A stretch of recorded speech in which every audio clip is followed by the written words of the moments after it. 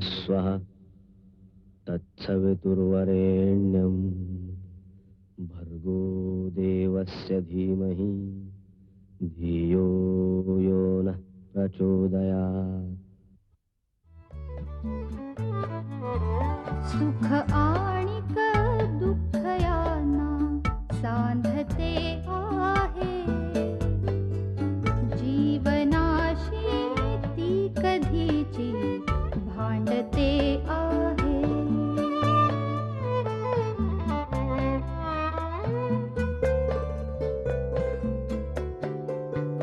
दोन डोळ्यांनी मुक्याने बोलताना ती वेगळे काहीतरी बघ सांगते आहे.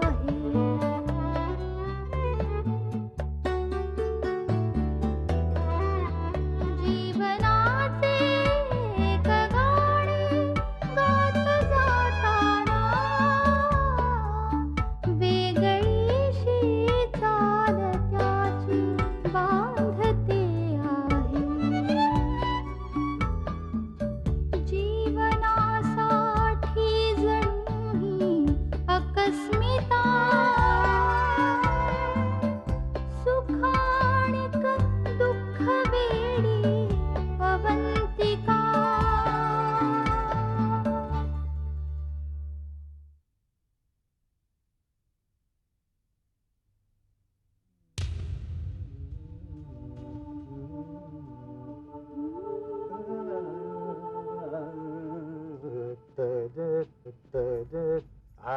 वा, आज सूर कसा काय फुटलाय तुम्हाला अगदी? अगं ते सोनी आहेत ना, हा. ते रस्त्यात भेटले. हम्म, मला थांबवलं त्यांनी हम्म. आणि त्यांना एका गाण्याचे शब्द काही आठवत नव्हते. मग मला गुणगुणून दाखवलं. बर. मग काय मी सांगितलं त्यांना, हे गाणं म्हणजे असं असं असं आहे.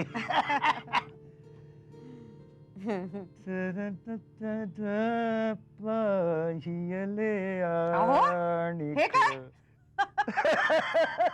काय झालं काय तुम्हाला? तुला मी पहिल्यांदा पाहायला आलो तो दिवस आठवतो का? अगं बाई. त्या माडीवरच्या दिवाणखान्यात बसलो होतो आम्ही सगळे. हो. हं? मला साडी नेसायची अजिबात सवय नव्हती आणि जिन्यातून चहा पोहे घेऊन असे धडपडले होते. अगं लग्नाच्या पूर्वी तुला भेटायची परवानगी नव्हती. मग मनोहरच्या घरात मागच्या दारानं आपण भेटलो होतो, आठवतंय तुला? हे बघ, त्यावेळेला तू निळ्या रंगाची फुलांची साडी नेसली होतीस. वा, चांगलंच लक्षात आहे की तुमच्या. हे बघ, जे आठवण्यासारखं आहे ना ते माणसानं साठवून ठेवावं. बरं का वसू, आपण उद्या नाटकाला जाऊया आणि तू पुन्हा तशीच एखादी निळ्या रंगाची साडी नेसशील? हो, काय झालंय काय तुम्हाला? हा, अवंतिकेने काय सांगितलं? आजोबा, दुसरे लोक आपल्याला आनंद देत नसतील तर आपला आनंद आपण शोधायचा. मी ठरवून टाकलंय, हे बस झालं रडणं. आता आता आपल्या आयुष्याचे कितीसे दिवस उरलेत ते असे कुढत काढायचे नाही. आपल्यापेक्षा जी माणसं दुःखी आहेत ना त्यांच्याकडे पाहायचं. आपले सामंत काका बघ, त्यांची मुलं मुली अमेरिकेला आहेत, बायको गेली, ते उरलेत एकटेच. आता आपण निदान एकमेकांना एकमेक तरी आहोत. खरंच हा सुद्धा केवढा मोठा आधार आहे नाही. ती अवंतिका एवढीशी पोरगी, तिने जगायचं कसं ते शिकवलं आपल्याला. बरं का, ठरलं. हा? उद्या आपण नाटकाला जायचं आणि मी साडी नेसणार, ती निळी फुलांची. वा.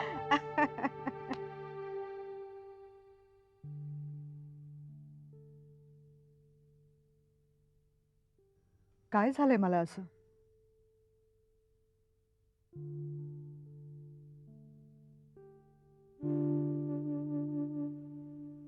कुणास ठाऊक. अनिश अनिश अनिश येता जाता मनात डोकावतोय तो, आणि मग रेंगाळतच राहतो अवतीभोवती.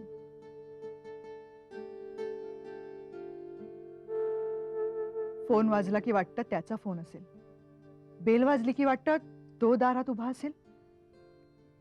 संध्याकाळी कॉफी घेताना असा स्ट्रॉंग गरम कप त्याच्यासमोर ठेवावासा वाटतो.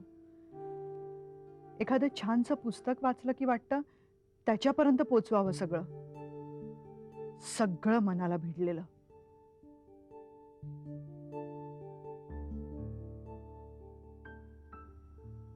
एखादी निवांत दुपार, एखादी हलकी झुळूक, तलतच्या दर्दभऱ्या स्वरात भिजलेली रात्र, श्वासातून आत भिनत जाणारा निशिगंधाचा बहर, वाटतं हे अनुभवलेले सगळे उत्कट क्षण त्याच्या ओंजळीत रिकामे करावेत. अनिशच्या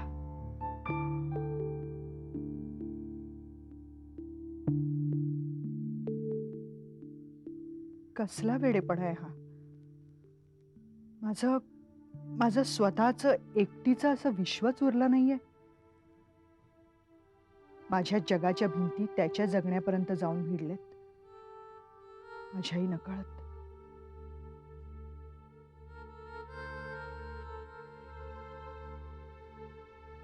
मिहीर, मी वाहवत जाते का रे मिहीर? माझं काही चुकतंय? माझं चुकत असेल तर forgive me Mihir, please forgive me. मला क्षमा कर Mihir. I am sorry. I am sorry Mihir. I am sorry.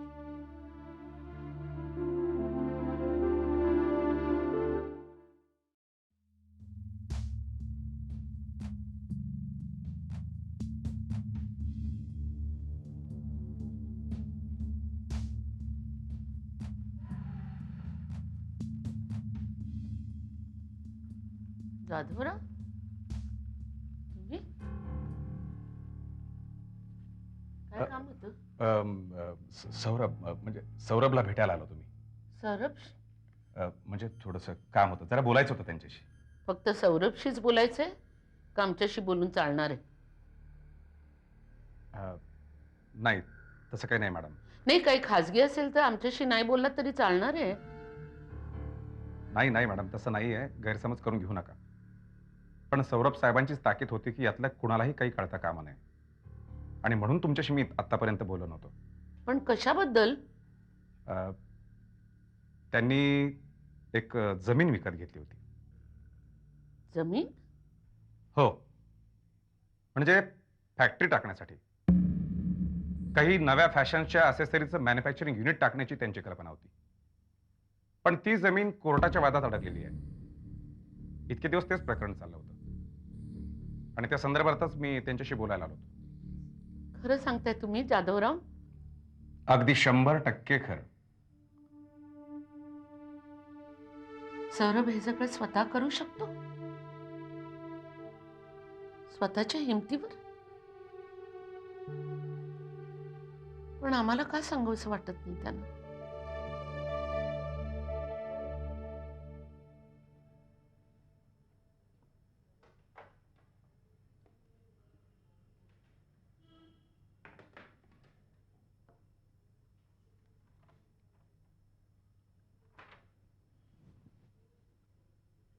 Neha, आजची तारीख काय आहे? 21. 21. मग तुझा बोर्डाचा परीक्षेचा निकाल जवळ आला, माहितीये ना? हो ग, मी पण त्याचाच विचार करत होते. अगं पण तुझा निकाल कसा आला नाही अजून? अगं 2 दिवस आहेत त्याला. ते कळतंय मला, पण बोर्डाकडून तुला फोन कसा नाही आला अजून? अगं कुणाचा फोन? पेपरामध्ये नावं येतात. तू नसती अक्कल शिकू नकोस हं मला. नावं येतात ती फक्त 5 झाले त्यांची, पण जे मेरिट लिस्ट मध्ये येतात त्यांना घरी बोर्ड फोन करतं, माहितीये ना तुला? माहितीये ग. मग याचा अर्थ काय? तुला अजून बोर्डाकडून फोन आलेला नाही, म्हणजे तू मेरिट लिस्ट मध्ये आलेली नाहीस, कळलं का? हाय, मी वर्षभर किती कष्ट घेतलेत बघितलंस ना तू? कसले डोंबलाचे कष्ट.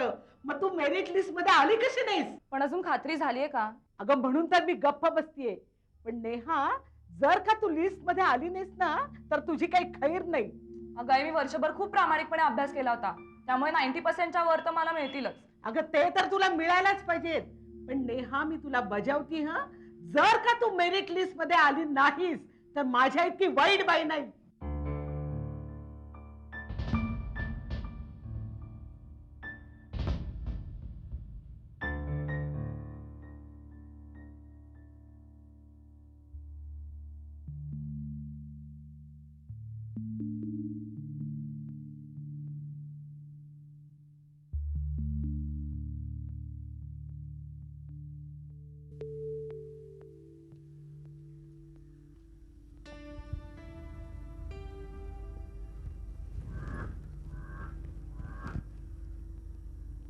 आज किती दिवसांनी तू रिलॅक्स दिसतेस.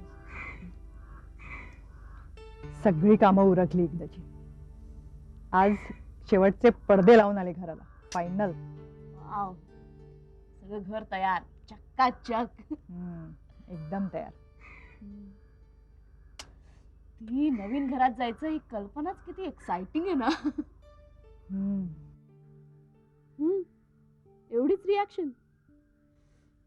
ती you are damn boring and uninteresting. तसं नाही अगं प्राजू, मलाही छान वाटतच आहे की नवीन घरात जायला. पण घरात माणसं तर हवीत. त्याशिवाय घर पण कसं येणार भिंतींना. आता ही माणसं कुठून आणायची. खरं सांगू प्राजू तुला, जगात प्रत्येकाला स्वतःच असं एक तरी माणूस हवं.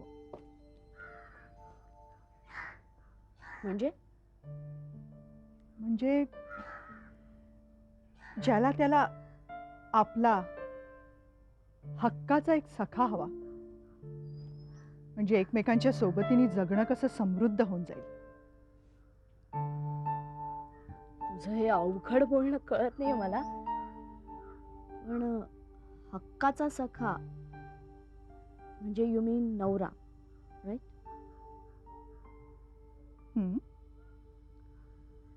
ती इज नवरा that essential? Of course he is. तूच बघ ना विचार करून, आपल्या दोघींशिवाय घरात एक तिसरं माणूस. सगळी डायमेन्शन्स कशी चेंज होऊन जातील. आपलं वागणं, बोलणं, उठणं, बसणं सगळंच. इंटरॅक्शन्स वाढतील. तो या घरात राहो न राहो,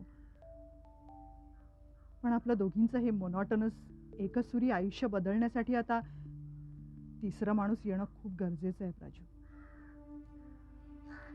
ओके दी, तू असं म्हणत असशील ना तर I take your proposal seriously. म्हणजे I'll give you a good news very, very soon.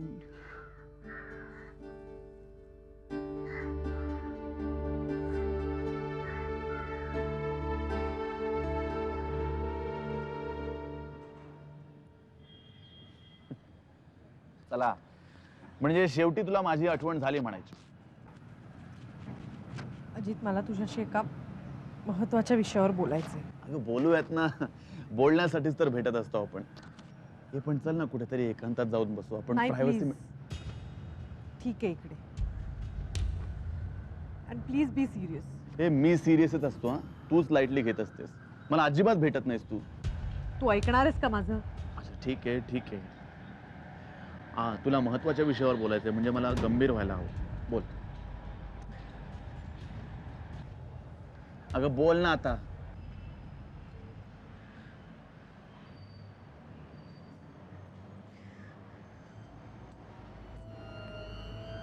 कसं सांगू मी तुला?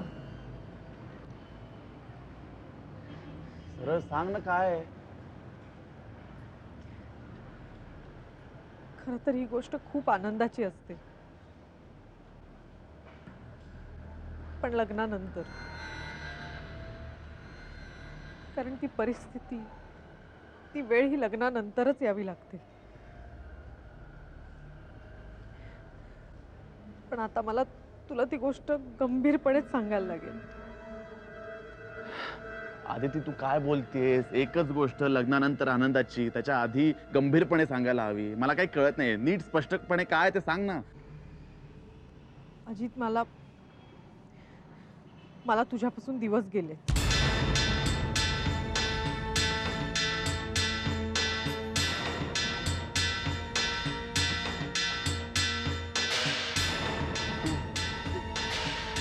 काय बोलतेस आदिती?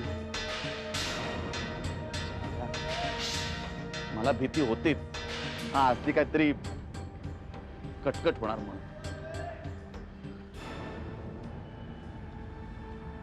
तू असं का बोलतोयस? अगं मग काय करू मी? पेढे वाटू सगळ्यांना. घ्या पेढे घ्या. मी बाप झालोय, कुवारा बाप. माझा बाप तर बुटाने मारेल मला. मंत्राचा पोरगा आहे ना, इज्जत जायची कामं सगळी. अजित, अरे तुझं वेगळंच रूप दिसतंय आज. तू का असं बोलतोय? अगं कसलं वेगळं रूप घेऊन बसलीस आदिती? इथे इथे टेन्शन आलंय मला जाम. हे बघ, तू काही टेन्शन घेऊ नकोस. मी आहे ना, आणि अवंतिका आहे ना. अवंतिका, तू तिला सांगितलंस की काय? नाही, पण मी सांगीन तिला. ती करेल आपल्याला मदत. अवंतिका मदत करेल? हो, पण लवकरात लवकर आपण लग्न करून घेऊया. लग्न? अगं पण तू काय म्हणालीस की अवंतिका आपल्याला मदत करेल म्हणून? हो, म्हणजे तिच्या ओळखीचे रजिस्ट्रार वकील वगैरे आहेत. ती करेल सगळं मॅनेज. अगं वकील काय करायचं आहे? मला वाटलं अवंतिकाच्या ओळखीचे काही डॉक्टर्स असतील म्हणून. डॉक्टर कशाला? मग अबॉर्शन नको करायला?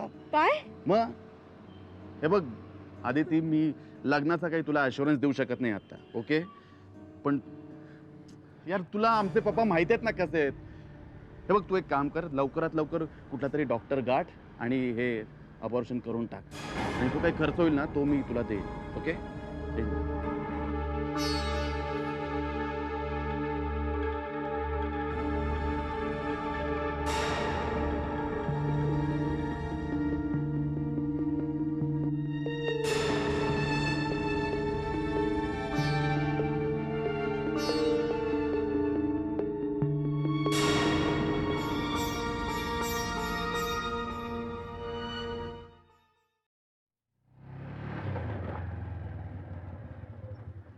हाय. हाय. काय म्हणता? ठीक आहे. चेहरा कसा पडलाय मग? बरं नाही का? नाही रे. मग? उद्या माझा रिझल्ट आहे. ओ, तुला रिझल्टचं टेन्शन आलंय. पण तुझ्यासारख्या हुशार मुलीला टेन्शन घ्यायची काय गरज आहे?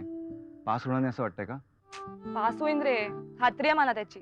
मग असं काही आहे का की टेन्शन घेतल्याशिवाय पास झाल्याचा आनंदच मिळत नाही? तसं नाही रे. मग मार्क्स कमी पडतील असं वाटतंय का?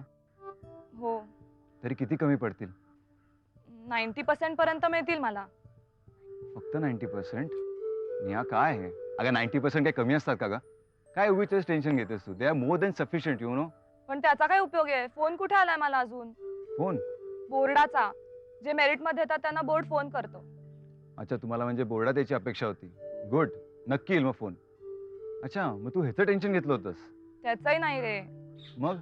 माझी आई खूप वैतागली आहे माझ्यावर. मी बोर्डात यावा असा हट्ट धरलाय तिने. मी बोर्डात जर आले नाही ना तर काय करेल काही माहित नाही. हे बघ नेहा, काही टेन्शन घेऊ नको. तुला नक्की फोन येईल. आणि जरी फोन नाही आला तरी 90% is as good as coming in the boards Neha. पण हे माझ्या आईला कोण समजावणार? त्यांचं काय, 2-3 दिवस चिडचिड करतील, नंतर शांत होतील. My best wishes are with you. तुला नक्की 90%च्या वरती मिळतील. त्यामुळे आता टेन्शन घेऊ नको आणि हास जरा, ओके? आणि जेव्हा रिझल्ट येईल तेव्हा माझ्याकडनं तुला पार्टी आहे. थँक्स. ओके? बदला सोडू कुठे? नाही, मी जाते माझी. बघा. हो, जाईन ना. नक्की? हो. बघ जातो मी. बाय. चल, बेस्ट ऑफ लक. थँक्यू.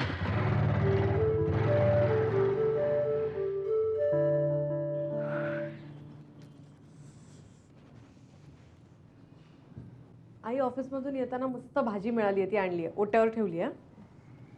अगं बघतेस का माझ्याकडं? मगाशी मारे बडबड चालली होती ना, विचार ना त्याला, विचार. का आमच्या तोंडाला काळ फासलंस?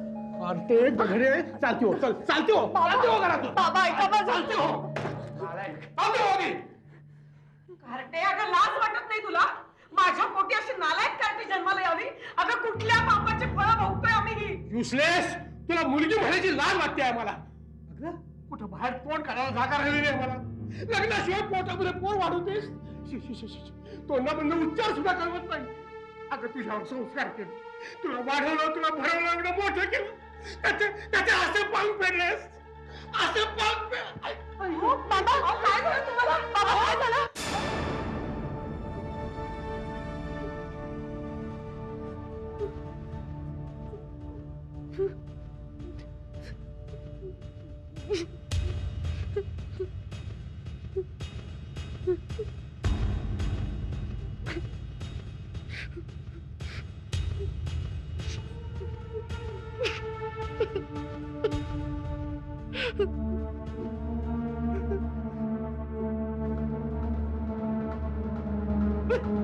Ha